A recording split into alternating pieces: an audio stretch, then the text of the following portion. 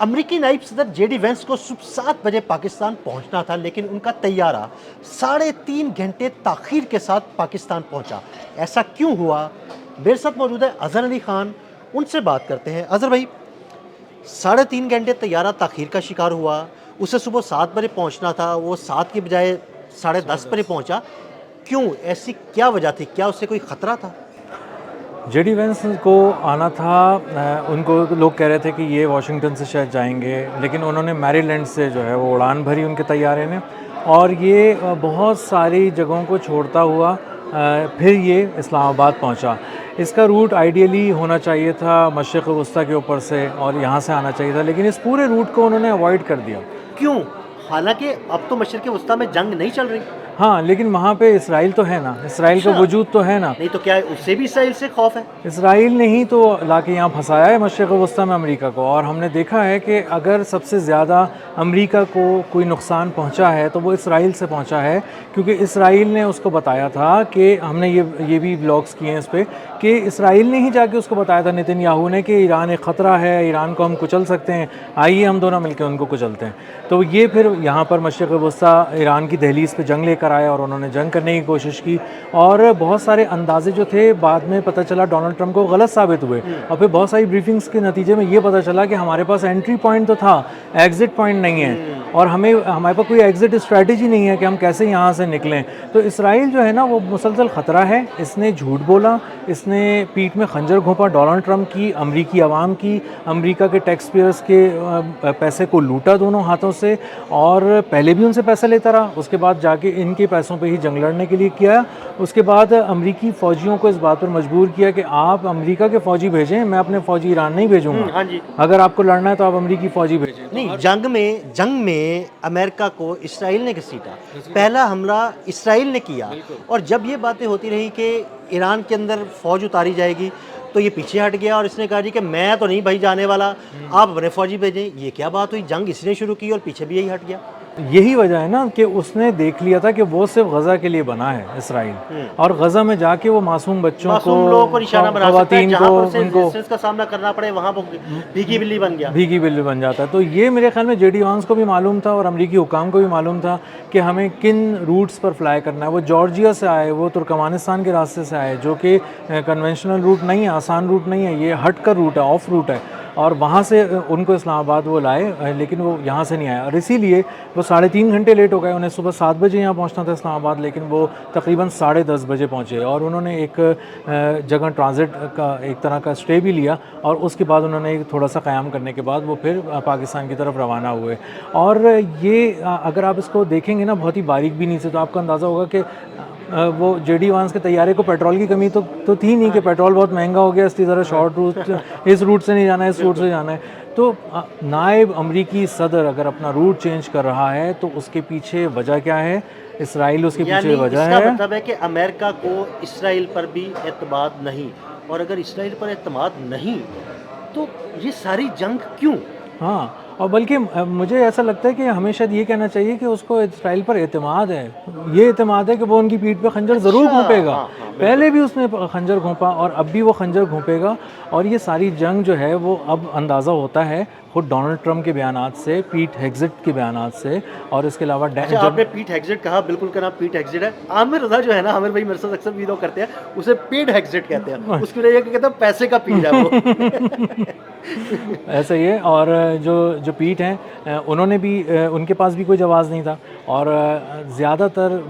Briefings کے اندر Donald Trump کو جو اس بات پہ قائل کرنے کے لیے کہ ایران ایک آسان ہدف ہے، ہم جائیں گے تو شاید 3-4 دن میں ختم ہو جائے گی جنگ، اگر 4 گھنٹے نہیں چلی تو 3-4 دن چل جائے گی، تو پھر ہم واپس آ جائیں گے۔ تو ان ساری باتوں کو کہنے میں نا پیٹ ہیگزٹ کا بھی بہت بڑا ہاتھ ہے، اور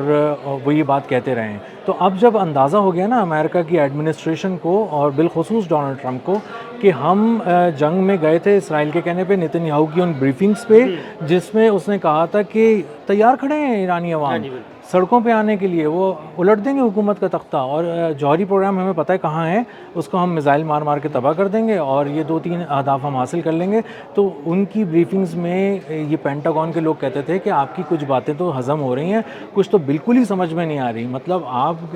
کچھ زیادہ ہی خیالی پلاؤ پکا کر یہاں آ گئے ہیں اور آپ ڈونلڈ ٹرمپ کو پلاؤ کھلانا چاہتے ہیں۔ اور ڈونلڈ ٹرمپ کی آپ عقل کا اندازہ کریں کہ وہ پورے وزارت دفاع کی کسی بریفنگ پہ انہوں نے یقین نہیں کیا،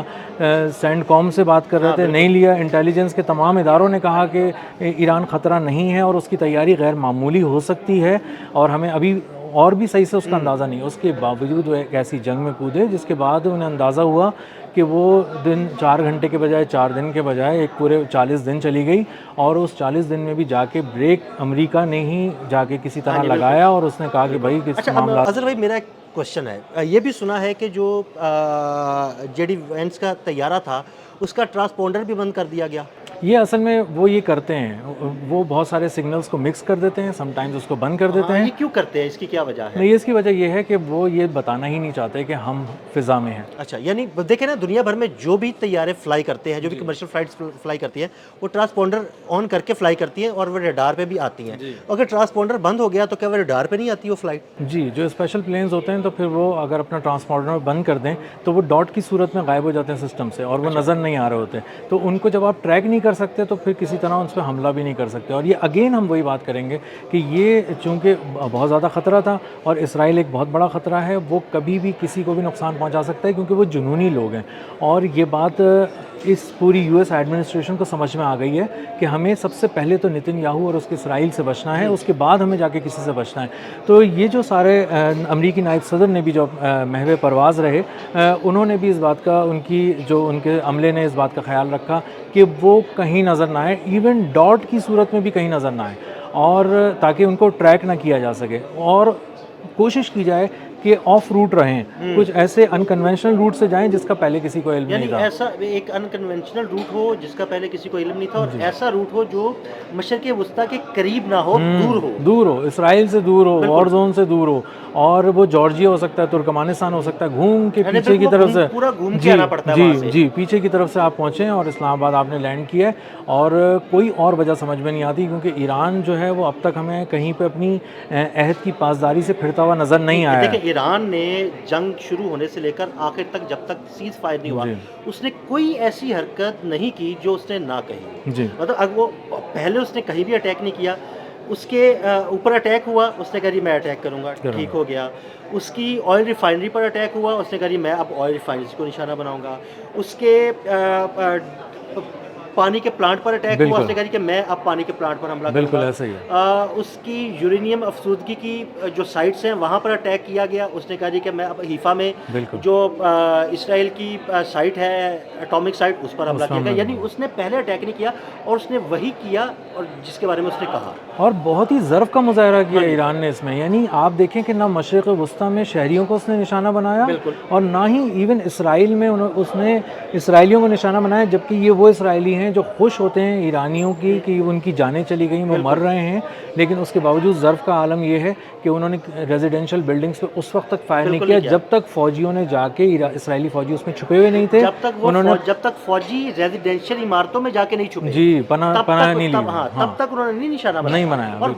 دوسری بات یہ کہ جو ریزیڈینشیل بلڈنگز جو ہیں ان کو نشانہ بنایا، وہ بھی تاک کر نشانہ بنایا، صرف اس جگہ کو اٹیک کیا گیا جہاں پر وہ فوجی ٹھہرے ہوئے تھے، وہاں پہ بھی بہت سارے سیولینز محفوظ رہے۔ جی، جو انٹرنیشنل میڈیا اس نے بھی یہ کہا کہ جو ایرانی اٹیکس تھے وہ بہت پریسیجن کے ساتھ اور بہت ایکیوریسی کے ساتھ تھے، ڈرون اگر آ کے عمارت کے 11ویں فلور کے فلاں جگہ پہ لگنا تو وہیں لگا ہے، اور اس نے کسی عام شہری کو نقصان نہیں پہنچایا، ایون اسرائیل میں بھی نہیں پہنچایا۔ اس کا ملبہ گرنے سے کچھ لوگ زخمی ہو گئے ہوں تو ٹھیک ہے، لیکن ایسا نہیں کیا کہ اس نے شہری عمارتوں کو بری طرح میزائل مار مار کے تباہ کرنا شروع کر دیا، کیونکہ دنیا کو پتہ ہے کہ ایران کے پاس تو بہت زیادہ میزائلز ہیں، اور لیکن اس کے باوجود بھی اس نے بے دریغ استعمال نہیں کیا، اور کوشش یہ کی کہ جتنا نقصان ہو وہ اسٹریٹجک نقصان ہو اسرائیل کا، اور اس کی فوجی قیادت کو نقصان ہو اور اس کے اثاثوں کو نقصان ہو، عام شہریوں کو کسی طرف بھی نہ مڈل ایسٹ میں نہ اسرائیل میں ان کو نشانہ بنایا۔ بہت شکریہ اظہر بھائی۔ اظہر بھائی نے بڑی تفصیل کے ساتھ اس سارے معاملے پر روشنی ڈالی۔ عدیل احمد اور اظہر علی خان کو اجازت دیجیے گا، اللہ حافظ۔